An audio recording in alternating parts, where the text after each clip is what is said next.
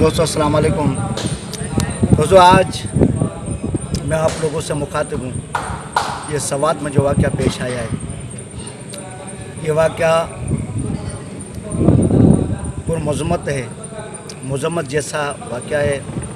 मैं वक्त हुक्मरान से पूछता हूँ, अगर इन 18 लोगों के बीच में हमारे जो मिनिस्टर्स हैं उनकी औलाद में से कोई वहाँ मौजूद होता, क्या आप लोग छोड़ देते?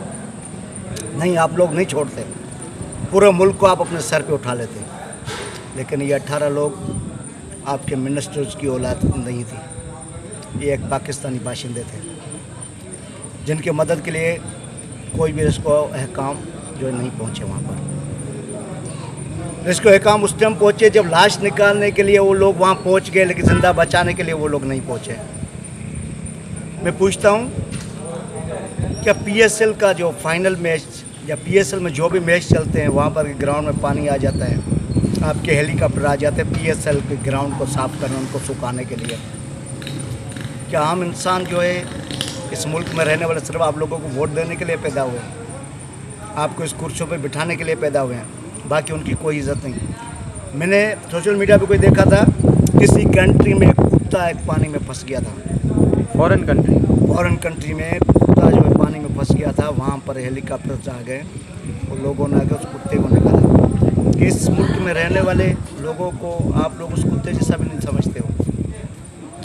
खुदारा सर, ये जो था ना पूरा 30 मिनट मना ये देख रहे थे बंदे, वीडियो नहीं बना रहे थे। 30 मिनट से ज़्यादा, 1 घंटे तक वो लोग मदद के लिए पुकारते रहे, लेकिन कोई यह काम जारी ना हुआ। ना कोई हेलीकॉप्टर आया, ना कोई जहाज़ आया, कोई भी नहीं आया मदद के लिए।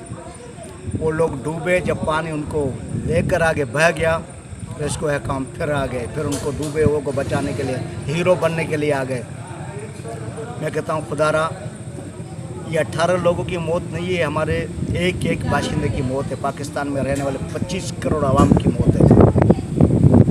बराए मेहरबानी आप लोग, मैं कहता हूँ क़यामत के दिन ये 18 लोग हमारे हुक्मरानों को पकड़ेंगे गिरबान से।